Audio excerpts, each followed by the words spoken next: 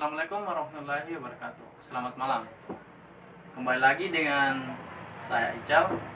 Ya, minggu lalu kita sudah membahas tentang rangkaian seri. Jadi kali ini saya akan membahas tentang rangkaian paralel. Lebih spesifiknya saya akan membahas tentang prinsipnya dalam rangkaian paralel ini. Sebelum saya masuk ke intinya, saya akan menjelaskan sedikit tentang apa itu rangkaian paralel sebenarnya.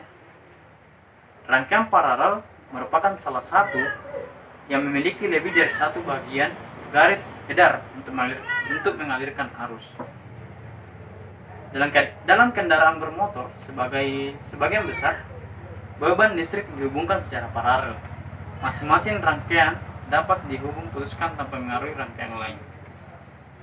Jadi di sini intinya rangkaian paralel ini adalah dia suatu rangkaian yang memiliki rangkaian lebih dari satu bagian garis edar untuk mengalirkan arus.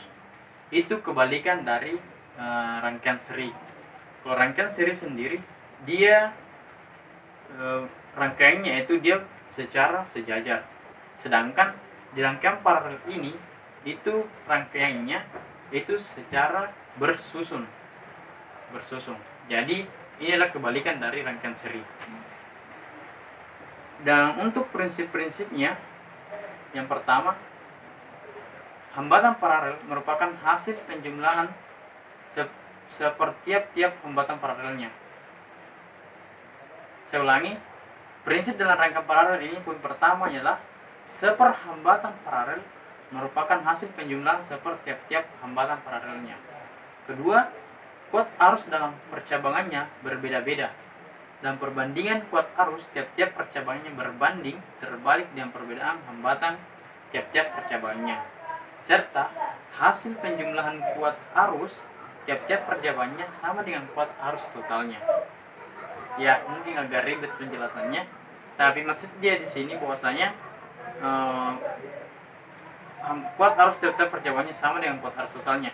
Jadi setiap kuat arus dalam percabangannya itu ketika dijumlahkan maka itu sama dengan kuat arus totalnya. Itu maksudnya.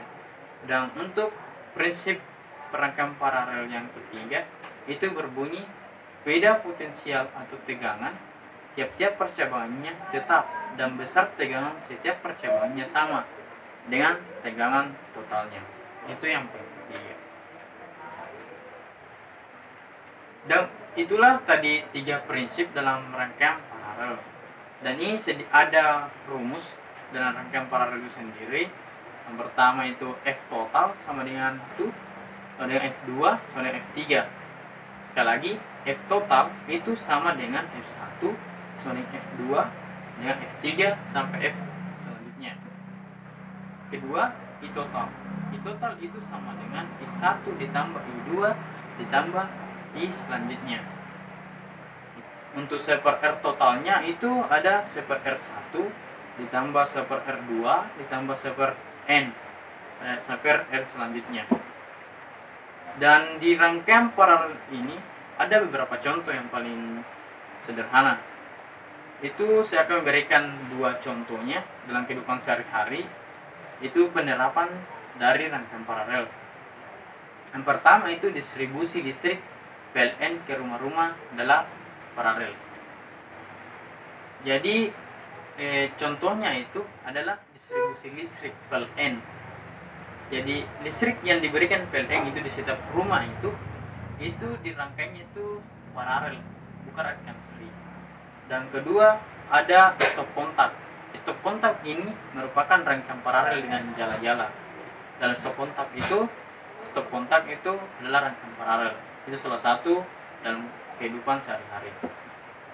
Jadi kesimpulannya, rangkaian paralel adalah suatu rangkaian listrik di mana semua input komponen berasal dari sumber yang sama.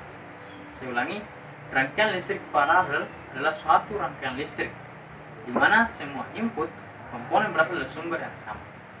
Sifat khas dari rangkaian paralel ini adalah beda potensial pada masing-masing cabang adalah sama. Itu beda potensialnya pada masing-masing cabangnya itu sama. Dalam keuntungan rangkaian paralel ini adalah keuntungannya. Kalau rangkaian paralel itu ada juga keuntungannya, ada juga kerugiannya. Jadi untuk keuntungan rangkaian paralel ini, saat satu lampu mati, yang lain tetap menyala. Nyala lampu terang, hemat energi. Ini jika kita melihat video sebelumnya saya bawakan tentang rangkaian seri, ini sangat berkebalikan. Kalau di rangkaian seri sebelumnya itu dia bahwasanya ketika lampu mati maka lampu yang lainnya akan mati. Tetapi di rangkaian paralel ini, ketika lampu satu mati, lampu yang lain akan tetap hidup. Karena arusnya itu tidak disusun secara sejajar, dia bersusun.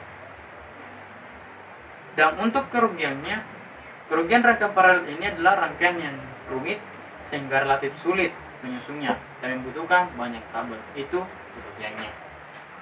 Mungkin itulah sedikit yang bisa saya sampaikan tentang prinsip rangkaian paralel. Cukup sekian. Assalamualaikum warahmatullahi wabarakatuh.